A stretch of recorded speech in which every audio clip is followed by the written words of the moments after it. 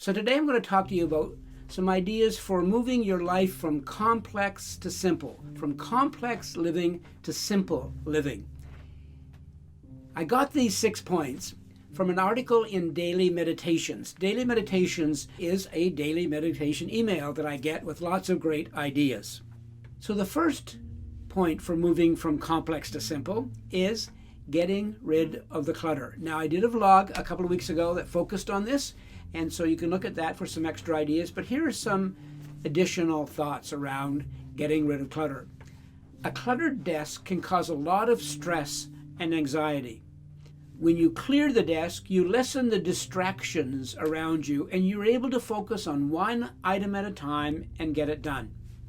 And until you're able to deal with the backlog or the stacks, I would recommend that you put the stack out of sight. I don't mean hide it in a drawer, but put it on a shelf or something behind you so that when you're focusing on your work, you're not looking at that stack and realizing when are you ever going to get through it.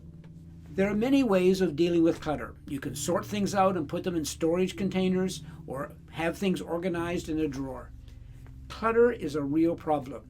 It can also affect your mental and physical health. So for me, what has really helped is a strategy called Scan the Room. And in this strategy, what it means is before you leave a room, take just a second to see if there's anything that needs to be put away, that needs to be put in its place, that needs to be moved to another room or thrown in the garbage or something. But just try to get in that habit of regularly scanning the room before you leave it. Another strategy that I have found helpful is don't put it down, put it back. Don't put it down, put it back. So if you find that clutter is a major problem, and if you can afford it, hiring a professional home organizer could really help. It did for John and I. So the second step for moving from complex to simple living is to stop purchasing things. Most of us are buying many things that we do not need. Professor Laurie Santos from Yale University says that the research shows that investing in things does not bring happiness. It's very temporary. It's investing in experiences that brings happiness. So instead of buying more things, save up your money for a vacation or going out to a movie or going out to a show and having an experience that you will remember, that you will share with others. That brings more happiness. And only buy things that are really needed.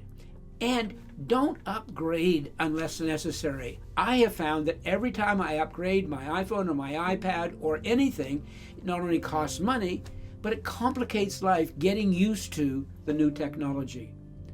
And focus on the things that you have instead of buying other things. The third strategy for moving from complex to simple living: make a don't-do list. Put on that list things that you're not going to take on, that you're not going to be volunteering for. Taking care of yourself has to be a priority, so say no more often. Making a not-do list will help you to not volunteer. For me, it helps me to make sure that I don't take on every cause. Number 4, downsize in various ways and embrace simplicity. One of the ways to do that is to have some boxes that you can throw things in. Have a box to throw things in that you want to keep, that you really love. Have another box that's a giveaway box. Things that you can't use. Example, old clothes or clothes that no longer fit, or books or toys. Then you can set this box out to the curb and let people take what they want. It's called free cycling. The third box is for items that could be sold. But remember, selling items takes time. It may be simpler just to give it away to friends or strangers. My experience is that we overvalue the expected money we think we're going to get from an item, and we underestimate the time that it will take to sell it. Maybe it's just best to give it away.